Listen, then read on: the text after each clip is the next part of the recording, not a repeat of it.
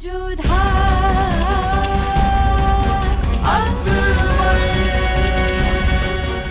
धारावाहिक किसी प्रकार की ऐतिहासिकता का दावा नहीं करता। तत्कालीन परिस्थितियों को दर्शाने के लिए आवश्यक और उचित नाटकीय रूपांतर किए गए हैं। ऐतिहासिक रूप से जोधाबाई के स्थान पर हरकाबाई, हीर कुंवर जैसे नाम इतिहास में प्रचलित हैं। ये धारावाहिक किसी भी सामाजिक परंपरा और पारिवारिक संबंधों का ऐतिहासिक दावा नहीं करता है। इसका उद्देश्य किसी भी समुदाय की भावनाओं को ठेस पहुंचाना नहीं है। अम्मी जान, हमने आज तक कभी आपको ना नहीं की है, लेकिन अगर आप ये चाहती हैं कि हम बख्शी बानो को माफ कर दे तो हमें माफ करिए। हम एक गद्दार को माफ नहीं करेंगे, खासकर उस गद्दार को जिसने हमारी बेगम को बदनाम करने की कोशिश की है।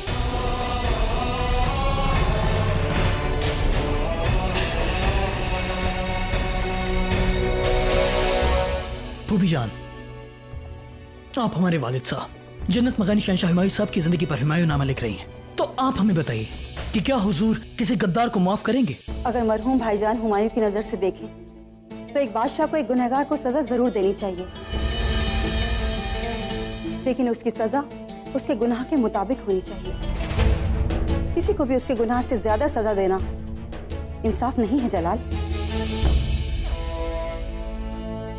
रुकैया बेगम, अब बेगम खां से इंसाफ पसंद है। आप हमें बताइए कि शरीफुद्दीन और बख्शी बानो के मामले में हमें बख्शी बानो को माफ करना चाहिए। शहंशाह, इंसाफ करना आपके हक में है। हम मानते हैं कि बख्शी बानो ने जो किया वो ठीक नहीं था, लेकिन ये तय है कि उनके जहन में आपको नुकसान पहुंचाने की बात हरगिज नहीं थी। आप क्यों चुप है सलीमा बेगम? आप भी बता दीजिए। आप ही कह रहा है, कह दीजिए कि एक गद्दार को सजा देने का हमारा फैसला गलत है। कह दीजिए हमें बख्शी बानो को माफ कर देना चाहिए। कह दीजिए कि एक गद्दार की वजह से, चूंकि वो हमारी बहन है, हमें मुगल कानून को बदल देना चाहिए। हम बख्शी बानो के बारे में तो नहीं शहंशाह, लेकिन हम उस खातून के बारे में जरूर बात करेंगे जो माँ बनने वाली है। इस वक्त एक औरत को अपनों की सबसे ज्यादा जरूरत होती है। शायद एक शहंशाह होने के नाते आपको बख्शी बानो को माफ करना गलत लगे, लेकिन जरा एक भाई होने के नाते सोच कर देखिए। आप समझेंगे कि गलतियां हर किसी से होती हैं और हर इंसान को दूसरा मौका पाने का हक है।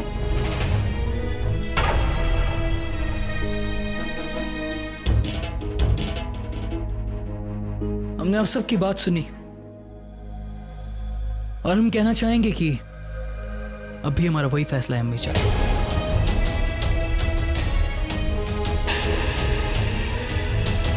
लेकिन जलाल, बख्शी बानो तुम्हारी बहन है। इस वक्त उसे तुम्हारी, हमारी, हम सबकी बहुत जरूरत है। अम्मी जान, हमें ये फैसला बताओ शहंशाह किया है, हम अपने फैसले को नहीं बदलेंगे। माफ कीजिएगा जलाल, हम कुछ कहना चाहेंगे। हम मानते हैं कि बख्शी बानो ने जो कुछ भी किया वो बहुत गलत था, लेकिन बख्शी बानो के इस वक्त जो भी हालात है उसमें उनके साथ इस तरह का कड़ा सुलूक करना गलती ही होगा। तो कहीं ऐसा ना हो हमारे इस कड़े रवैये से, कड़े सुलूक से बख्शी बानो कुछ गलत कदम उठाने में मजबूर ना हो जाए। बड़ी अम्मी, ये एक शहंशाह का फैसला है, फिर चाहे एक भाई को कितनी तकलीफ क्यों ना हो, ये कानून नहीं बदलेगा। लगता है यहाँ आने से पहले ही आप तय कर चुके हैं कि आपका फैसला क्या है। हमें लगता है कि इस मामले पर बहस करके अब कोई नतीजा नहीं निकलने वाला। इजाजत दीजिए शहंशाह, खुदा हाफिज।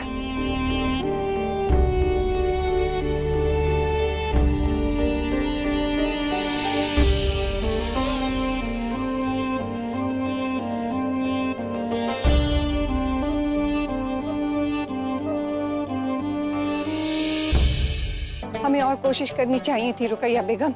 नहीं अम्मी जान, हम सब शहंशाह को बहुत अच्छी तरह से जानते हैं। एक बार वो किसी चीज के लिए फैसला कर लेते हैं तो वो फिर किसी की भी नहीं सुनते, और उनसे अब बात करना मुनासिब नहीं होगा। हम मानते हैं रुकैया बेगम कि एक शहंशाह इस मामले में बख्शी बानो को माफ करना नहीं चाहते, लेकिन हमने महसूस किया है अम्मी जान की एक भाई इस मामले में जरूर थोड़ा परेशान थे। माफ कीजिएगा बेगम सलीमा, लेकिन जलाल के पास दिल ही नहीं है। वो अपने फैसले कभी भी दिल से नहीं लेते। हाँ सलीमा बेगम, अगर हम शहंशाह से इस बारे में ज्यादा बात करेंगे तो वो गुस्सा हो जाएंगे। अम्मी जान, आप लोग जाइए, हमारा मन नहीं मान रहा है। हमें ऐसा लगता है कि हमें एक प्रयास और करना चाहिए। बेगम जोधा, आपने भी देखा और हमने भी देखा, और हम सब ने एक साथ सुना शहंशाह ने क्या कहा। जब शहंशाह ने मलिका आजम की बात को ठुकरा दिया, उनकी दरख्वास्त को नहीं कबूला, तो हमें नहीं लगता कि आपके वहां जाने से और उनसे बात करने से कोई फायदा होगा। शायद जोधा बेगम को लगता है कि शहंशाह पर इनकी बात का असर हमारी बातों से ज्यादा होगा। ऐसी बात नहीं है रुकैया बेगम। अभी तक हम सब ने एक शहंशाह से बात की है, परंतु अब हम एक भाई से बात करने का प्रयास करेंगे। बख्शी बानो हमारी तरह इस परिवार की सदस्य है और उनकी पीड़ा हम नहीं सह सकते। ठीक है जोधा बेगम, हम नहीं जानते अंजाम क्या होगा, लेकिन अगर आप कोशिश करना चाहती हैं तो जरूर कीजिए। कुल्हाड़ी की 100 मार से एक पेड़ कटता है। हो सकता है कि ये कोशिश 100वीं कोशिश हो। अल्लाह करे इस बार जलाल समझ जाए।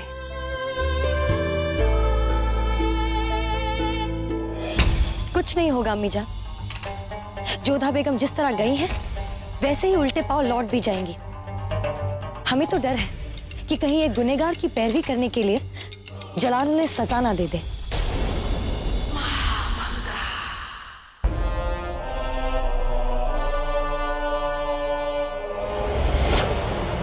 शहंशाह, बख्शी बानो गर्भवती है, वो मां बनने वाली है।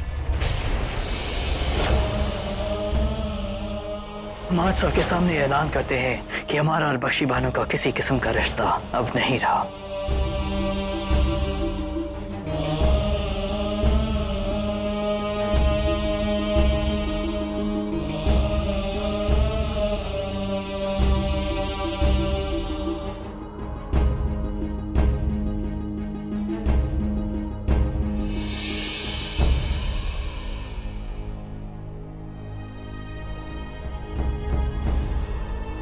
शहंशाह, जोधा बेगम, हम पहले ही सबके सामने कह चुके हैं, हम अपना फैसला नहीं बदलेंगे। फिर आप इतने विचलित क्यों हैं? इस न्याय के तराजू के सामने आप तभी आते हैं जब आप बहुत विचलित होते हैं, और हम जानते हैं कि आप विचलित क्यों हैं, क्योंकि अंततः बख्शी बानो आपकी बहन ही है ना। मगर इंसाफ कोई रिश्ता नहीं दिखता है जोधा बेगम। इंसाफ अंधा होता है, वो गुनहगार को सजा देता है और मजलूम को राहत। और बख्शी बानो हमारी गुनहगार है, उसे सजा देना हमारा फर्ज है। बिल्कुल सही कहा आपने। अपराधियों को दंड देना आपका कर्तव्य है, परंतु निरपराध को बचाना भी। आपने हर बार ये सिद्ध किया है कि कभी भी न्याय देने में आप चुके नहीं हैं, फिर भले वो शरीफुद्दीन जी हो, आदम खान हो या फिर बख्शी बानो। और चूक होनी भी नहीं चाहिए जोधा बेगम, यही मुगल कायदा है। वही मुगल नियम ये बात भी कहता है कि भले ही 100 अपराधियों को दंड ना मिले, दंड मिलने से चूक जाए, परंतु एक भी निर्दोष को दंड नहीं मिलना चाहिए। शरीफुद्दीन जी और बख्शी बानो को आपने दंड दिया, बिल्कुल ठीक किया, परंतु उस मासूम बच्चे का क्या दोष है शहंशाह? उसे किस बात का दंड दे रहे हैं आप? माना कि मुगल नियम के अनुसार माता पिता के किए हुए अपराध का दंड संतान को नहीं मिलता है, परंतु वो अपने माता पिता से तो दूर हो जाएगा ना, उनके प्रेम से तो वंचित हो जाएगा ना वो बालक। जब वो बालक जन्म लेगा, बड़ा होगा, तो वो क्या सोचेगा कि आपने उसे किस बात का दंड दिया? बिना उसे जाने, बिना उसे पहचाने, बिना उसे देखे आपने उसके संसार को दुख से भर दिया। क्या वो मुगल नियम और न्याय को धिक्कारेगा नहीं? संबंध की डोर बहुत कोमल होती है शहंशाह, इसे बहुत संभाल कर रखना पड़ता है, और हमने आप ही से सीखा है कि दंड उसी को देना चाहिए जिसका दोष हो, निर्दोष को नहीं। जब शिवानी ने मुगल सल्तनत को कलंकित कर दिया था, तब आपने हमें दंड नहीं दिया, क्योंकि आप जानते थे कि हमारा अपराध नहीं है। बख्शी बानो को आप दंड दें, यह आपका अधिकार है, परंतु एक भाई होने के नाते, अपनी बहन के होने वाले बच्चे के मामा होने के नाते भी आपका कुछ कर्तव्य है शहंशाह। हम बस आपको वही कर्तव्य याद दिलाने आए हैं। और फिर मुगल सल्तनत में एक नियम और है, जिसके साथ अपराध हुआ हो, यदि वो अपराधी को क्षमा कर दे तो वो दंड रद्द हो जाता है। यही रुकैया बेगम ने आदम खान के साथ किया और मिर्जा हकीम ने हमारे बापू साहब के साथ। तो जब हमने बख्शी बानो को क्षमा कर दिया है शहंशाह, तो आप अपने मन में बोझ लेकर क्यों बैठे हैं? हम जानते हैं कि आप बख्शी बानो से बहुत प्रेम करते हैं और उसी प्रेम के खातिर हम आपसे विनती करते हैं शहंशाह, आप एक बार पुनः इस निर्णय पर विचार कीजिए। ऐसे निष्ठुर बनकर आप हमारे साथ भी अन्याय कर रहे हैं शहंशाह, क्योंकि हमसे बख्शी बानो की पीड़ा सहन नहीं होती है। हम आपसे हाथ जोड़कर विनती करते हैं, एक बार पुनः विचार कीजिए अपने इस निर्णय पर।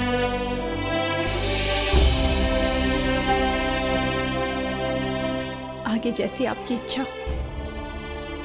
आज्ञा दीजिए। प्रणाम।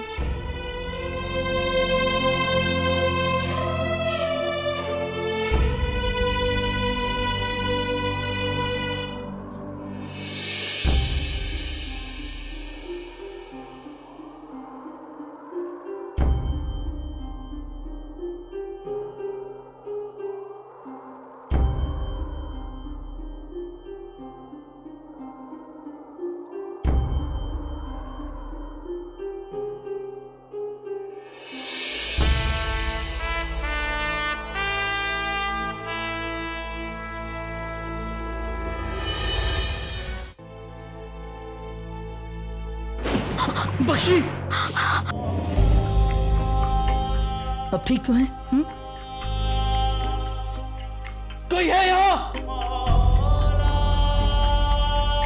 तुम लोगों को यहाँ बख्शी बानो की देखभाल के लिए रखा गया। जब जरूरत पड़ी तो कहाँ थे तुम लोग? ध्यान रहे, अगर बख्शी बानो की सेहत के साथ जरा सा भी खिलवाड़ हुआ तो हम तुम सबको जिंदा चुनवा देंगे। जाओ यहाँ से। और आप इतनी लापरवाह कैसे हो सकती हैं बख्शी? आप पर होने वाले बच्चे की जिम्मेदारी है। ठीक है, आप हर बार गलतियां करती हैं, ठीक है, हम हर बार आपको माफ कर देते हैं, लेकिन अब आप मां बनने वाली हैं और हम मामू जान। लेकिन अब अगर आपसे कोई गलती हुई तो हम जिंदगी भर आपको माफ नहीं करेंगे, समझिए आप?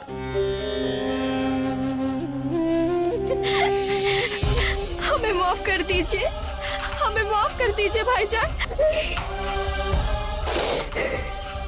ऐसी हालत में रोते नहीं है बख्शी, और जब जोधा बेगम ने तुम्हें माफ कर दिया है तो हमें कोई हक नहीं है तुम पर गुस्सा होने का।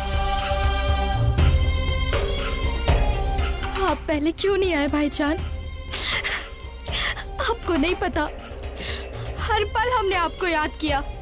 कितना कोसते थे हम अपने आप को कि क्यों हमने ऐसी कोई हरकत की जिससे हमारे भाईजान हमसे दूर हो गए। हम आपसे दूर नहीं थे बख्शी, हम तब भी, आज भी और हमेशा आपके साथ रहेंगे। चलो, महल में वापस जाने का वक्त हो गया है। आओ।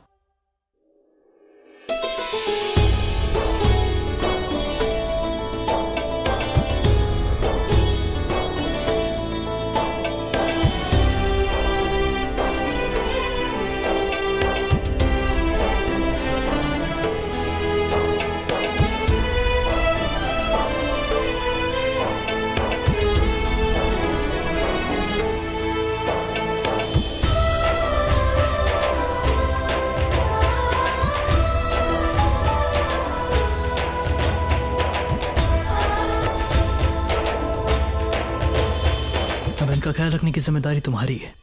किसी चीज की कोई कमी नहीं होनी चाहिए, वरना हमसे बुरा कोई नहीं होगा। अब आप आराम करिए।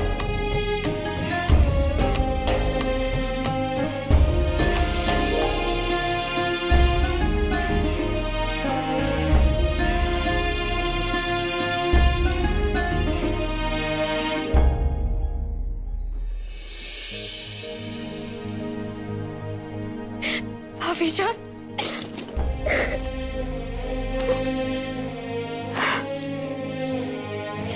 आज आपकी वजह से भाईजान ने हमसे फिर से बात की। इतने दिनों बाद उनका प्यार भरा हाथ हमारे सिर पर आया।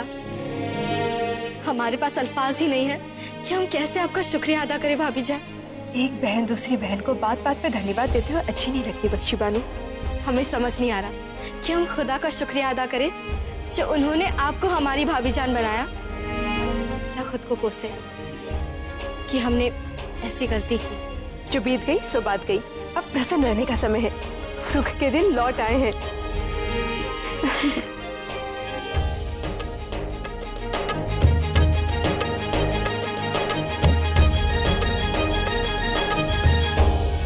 शहंशाह ने डाकुओं पर लगाम लगाने का जिम्मा हम पर छोड़ दिया है।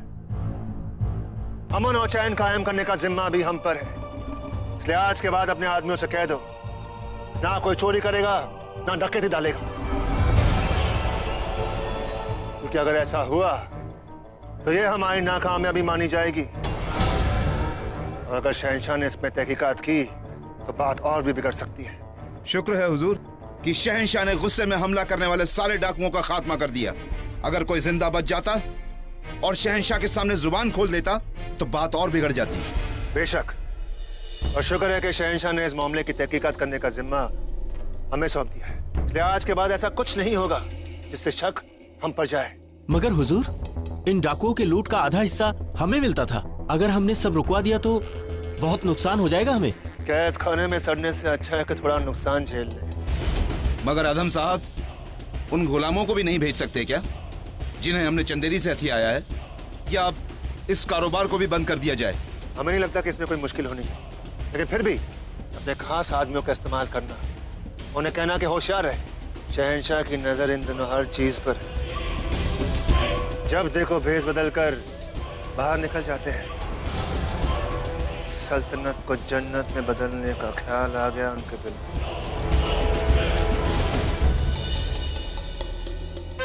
आप यहाँ हैं? सलाम। आप लोग जा सकते हैं। शुक्र है आप मिल गए, हम आपको सुबह से ढूंढ रहे थे। ऐसी कौन सी आफत आ पड़ी है कि आप हमारी याद आ गई? अरे आपका मुंह मीठा जो कराना था। किस लिए? आपका रुतबा बड़ा है, शहंशाह ने आपको नई जिम्मेदारी जो सौंपी है, तो मुंह मीठा करना तो बनता है।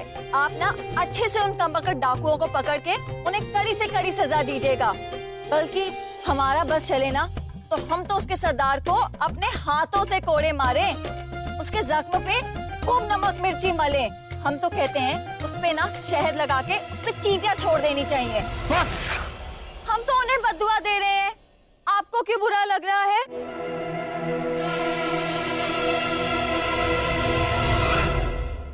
जावेदा, तुम उन शैतानों की खातिर अपनी जुबान मैली क्यों कर रही? हमारे लिए कुछ अच्छा पकाओ। बेशक, आपको इतनी मशक्कत का काम जो मिला है, अच्छा खाना तो मिलना ही चाहिए। हम जाके तैयारी करते हैं।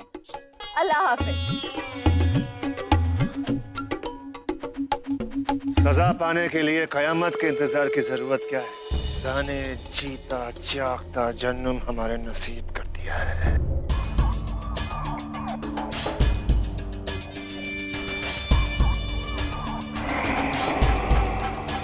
क्या हो गया महामंगा? क्या सोच रही हैं? अगली चाल चलिए। चाल ही के बारे में सोच रहे हैं बेगम रुकैया। आपकी रानी तो बहुत ही मजबूत जगह खड़ी है। रानी का ओहदा हमेशा मजबूत रहता है। शतरंज में उसकी ताकत सबसे ज्यादा रहती है, इसीलिए तो बादशाह के सबसे खास होती है। मगर ये रानी दूसरी रानी को खास बनने से कैसे रोक पाएगी?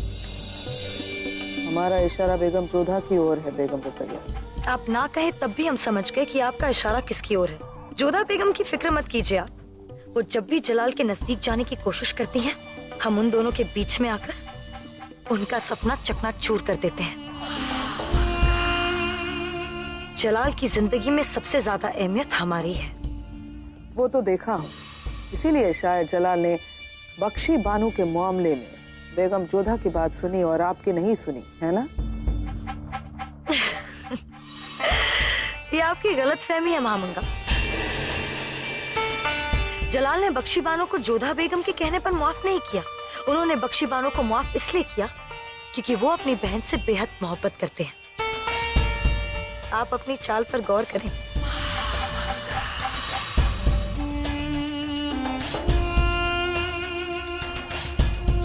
ना शतरंज में रानी का कोई मुकाबला कर सकता है, ना ही जलाल की जिंदगी में कोई हमारा। बेशक बेगम रुकैया, सही फरमाया आपने। जैसा कि हमने कहा कि आपकी रानी मजबूत जगह खड़ी है और महफूज है, लेकिन आपका बादशाह, जरा देखिए,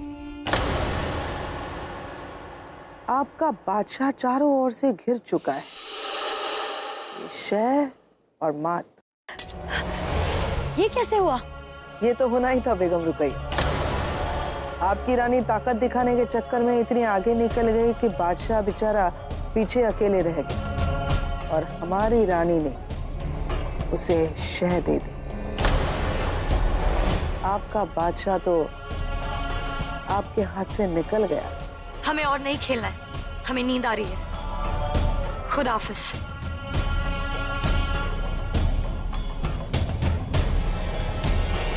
बेचारी बेगम रुकैया अपने हार का आगाज बर्दाश्त नहीं कर पाई।